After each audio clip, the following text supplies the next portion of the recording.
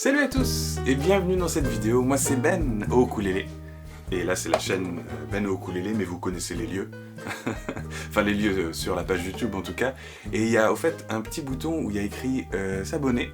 Et si vous voulez cliquer dessus et cliquer sur la cloche, bravo vous, parce que vous aurez accès à toutes les nouvelles vidéos avec les notifs. Et moi ça me fait plaisir, comme ça tout le monde gagne. Dans cette vidéo on va regarder un élément qui est essentiel à mon sens pour bien jouer du ukulélé, parce que c'est un élément de jeu, notamment de main gauche, qui va donner un peu plus d'énergie à tous vos jazz, qui va donner un peu plus de groove à tous vos blues, et qui va donner aussi plus de sautillance à tous vos reggae. C'est un élément essentiel, c'est le fait d'étouffer les accords, pas avec la main droite sur les cordes, mais en arrêtant le son avec une technique spéciale, juste de main gauche. On va commencer avec un tout petit test, justement. Je vais vous demander si vous remarquez une différence. Ça va être sur un mi bémol, si vous voulez, hein, vous pouvez placer vos doigts aussi. 3, 3, 3, 6. Et on va voir si vous remarquez une différence entre ces deux éléments, entre celui-ci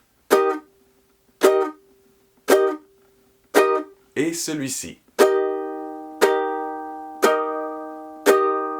Vous avez entendu une différence? Pop, pop, par rapport à pop. Alors, oui, le son est plus long peut-être la deuxième fois, mais si vous regardez, c'est la même chose. Les gestes, c'est tout pareil. Alors, qu'est-ce qui change? Eh bien, c'est le secret du jour. En fait, ce qui change, c'est que derrière le ukulélé, là, je suis en train de faire un barré. En l'occurrence, j'ai l'index tout le long des troisièmes cases. Si c'est un peu dur pour l'instant, vous pouvez peut-être mettre les deux doigts en même temps. Hop, comme ça, vous appuyez bien. Corde par corde, 3, 3, 3, 3, et le petit doigt, 3 cases au-dessus de là où est votre index, on a 3, 3, 3, 6. Là, je suis en train de jouer un mi bémol avec le barré sur la troisième fret. Ce qui se passe, c'est que je le joue, et ensuite, je détends la main. Il y a mon pouce qui pince derrière le manche de l'instrument, ça se détend un petit peu, et ensuite, mes doigts sont sur les cordes, mais complètement détendus. Ça veut dire qu'il touche les cordes, mes doigts devant, mais se repose seulement dessus.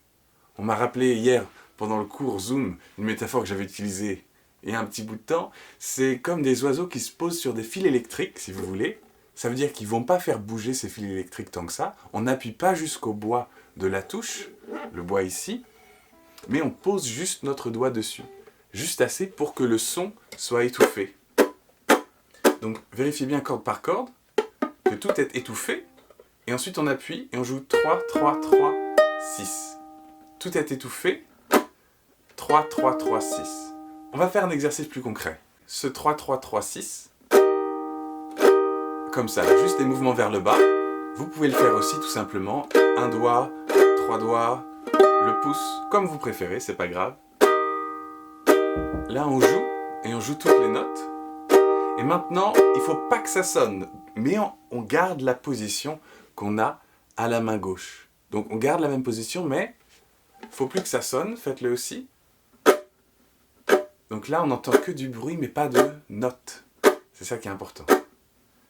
Voilà, donc là on a les deux, on a intégré les concepts de je joue et ça sonne, parce que j'appuie sur les cordes entre les frets jusqu'au bois. Et ici, je détends le pouce derrière, je détends le pouce un peu, et je tiens encore l'instrument, mais pas en pinçant, j'ai dépincé. Il faut prendre l'habitude d'ailleurs de faire cet effort de pincer et détendre la main.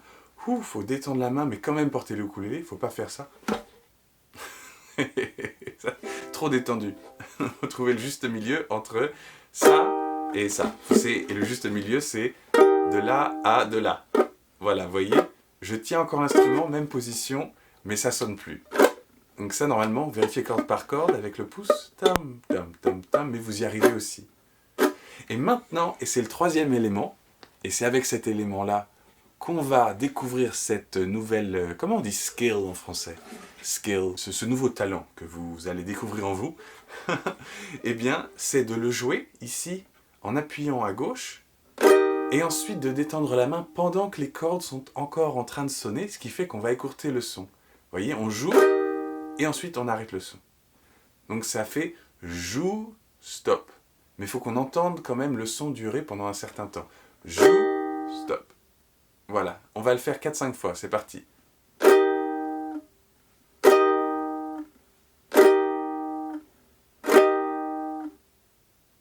Vous entendez la différence? Ça fait pas... C'est comme si on mettait, hop, la main devant la bouche du ukulélé, si vous voulez, en arrêtant la vibration des cordes, qui, elles, font vibrer l'air, et qui ensuite rentrent dans nos oreilles, font vibrer les tympans et les trucs qui se... Je crois que c'est comme ça. S'il y a des docteurs qui veulent nous expliquer dans les commentaires, pas de problème. Ou si vous n'êtes pas docteur, vous pouvez juste nous dire ce que vous avez mangé ce matin. Voilà. Ouais, croissant, moi. Voilà. Alors ce qui est important, c'est de ne pas trop coordonner ces deux éléments. L'élément « je fais le mouvement » sur les cordes et l'élément « je détends la main ». Il ne faut pas les faire trop en même temps. Il faut qu'il y ait un décalage d'abord, surtout quand on s'entraîne au début. Il faut qu'il y ait un décalage entre le son et l'arrêt du son. Si on fait trop près, comme ça, on ne prend pas l'habitude de dissocier un petit peu les deux gestes, dans le sens où les dissocier dans le temps. Il faut qu'il y en ait un qui arrive et ensuite l'autre après. Donc des fois on peut jouer plus long, arrêt, ou comme ça, vous voyez, long, court, ou encore plus court.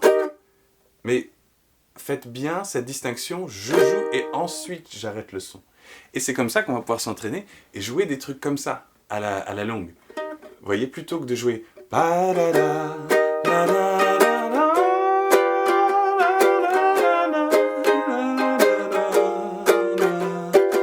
points si vous reconnaissez la chanson. Mais nous, avec cette nouvelle technique, on va pouvoir le jouer comme ça justement. Ah, attendez, je suis mal assis. Voilà.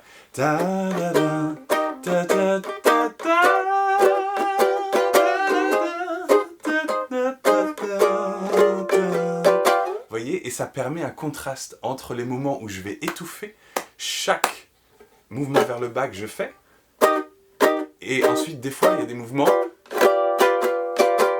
où je vais plus jouer, je vais rester appuyé dessus pour créer ces vagues de son. C'est ce contraste entre étouffer, étouffer, étouffer, ah, vague de son, étouffer, étouffer. C'est cette variation qui fait que c'est joli et que c'est sympa à écouter parce que c'est pas monotone. Il y a des vagues. Où, si la mer c'était plat tout le temps, les gens iraient que au lac, non? Si la mer c'était un lac, ce serait pas chouette pour faire du surf. C'est ça, je pense, la morale. Et donc là, vous vous posez la question essentielle, et vous avez raison de le faire. Oui, mais ça marche donc quand on appuie sur toutes les cordes en même temps, que quand on fait des barrés. Cette technique, je peux pas m'en servir quand je fais un do. Parce que si je fais avec le do, déjà le ukulélé, il part un peu dans tous les sens. Et puis ça marche pas, parce que mes cordes à vide continuent de sonner. Oui, c'est vrai. Si on est sur un do, il faut aller demander aux autres doigts de faire un peu plus d'exercice, et par exemple, de venir étouffer les cordes.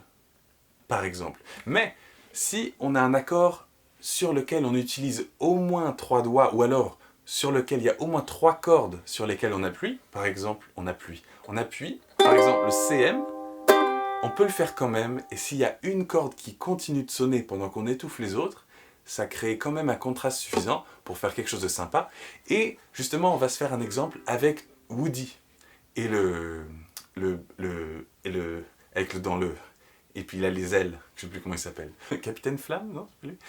Et ce qu'on va faire, c'est justement le même accord. Ça s'appelle EB aussi. Attendez, je vais le mettre là. Je vous montre. EB aussi. Mais on va le jouer ouvert. 3, 3, 1. Ah, par contre, après, on a besoin d'un autre accord. Alors pour l'instant, assurez-vous que c'est bien ces deux doigts-là, petit doigt et annulaire. 5e et 4e doigt qui sont sur 3 et 3 au milieu. Et ensuite, on ajoute l'index. Ça va être pratique pour après, puisque pour l'accord qui suit, juste là, on va descendre ces deux doigts au milieu de l'instrument, on les descend d'une frette, et ensuite on va placer index tout en haut et majeur tout en bas sur les cases 1. Donc on a le EB. Ton ami, c'est moi. Ton ami. Donc c'est parti avec le EB, on le joue, et ensuite on détend les doigts pour que le son s'arrête. Écoutez bien. Vous voyez, la corde de sol continue à sonner, mais c'est pas grave, ça constitue quand même un contraste suffisant pour que ça swing et que ça soit jazzy. Donc c'est bon. Et au fait, cette technique, vous pouvez vous en servir sur par exemple beaucoup de chansons de trio avec beaucoup de reggae où c'est bien d'étouffer et de faire des choses comme ça. Donc c'est, comme je l'ai dit tout à l'heure, c'est quelque chose que vous pourrez mettre partout. C'est l'équivalent du fromage, en fait. Et d'ailleurs, je me posais la question, je sais que ça fait beaucoup de trucs qui n'ont pas trop à voir avec la technique pour aujourd'hui, mais est-ce que vous pouvez me dire un plat qui n'est pas amélioré en rajoutant du fromage? Parce que même sushi, je me dis... On va faire 2 mouvements vers le bas par accord, et ça va être notre boucle, et ça sera bien pratique quand on regardera Je suis ton ami, la chanson de Toy Story. C'est parti, 3, 4, E, B, et on arrête, on joue, on arrête, et l'autre accord, on joue, on arrête, on joue, on arrête. E, B, on joue, on arrête, on joue, on arrête, on joue, on arrête, on joue, on arrête. En fait, par on joue, on arrête, c'est soit on dépince si on a le pouce par ici, on relâche un peu, ou alors si on est comme ça, c'est on détend les doigts. Essayez de bien voir la différence entre je joue, et là, ça c'est comment ça va être quand ça va être étouffé. Et là, petit doigt annulaire reste bien sur les mêmes cordes, descend d'une frette, et on ajuste, on met les 2 autres doigts, index et majeur, et ensuite on va jouer ça. Est-ce que ça marche? Là ça marche quand j'appuie, là ça marche quand je veux que ce soit étouffé, donc c'est bon. Allez, on le fait à vitesse un peu trop vite. Ça veut dire que vous pouvez le ralentir si vous êtes sur YouTube, ou bien pratiquer un petit peu ces 2 accords, et ensuite pratiquer le avec du son, sans son, ou avec du son et le son s'arrête. Allez, c'est parti, on va faire ça en boucle pendant un petit moment. Et 1, et 9, 12, 14...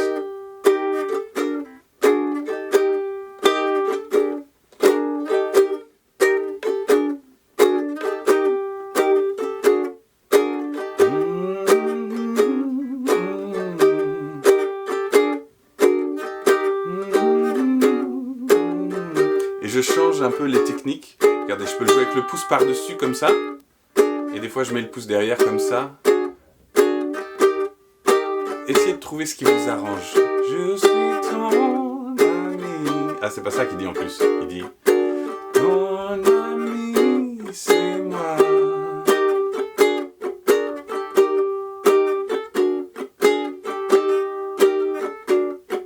Et déjà, on a un petit élément, et on pourra en parler dans le tutoriel pour justement cette chanson, c'est que des fois, je remonte, mais quand je remonte, c'est déjà étouffé, ce qui fait qu'on a... Là, je suis sur le bébé étouffé, j'appuie, je joue, et quand je remonte, c'est déjà étouffé. Hop. On a... cet effet-là. Voilà, j'espère que c'était clair pour vous. Si ça ne l'est pas, n'hésitez pas à laisser des commentaires en dessous de la vidéo. Et dans les commentaires d'ailleurs, je mets un petit lien pour cet instrument, le Rissa, parce que des fois j'ai des questions sur quel ukulélé j'utilise. Et moi je vous dis à très vite. Ciao!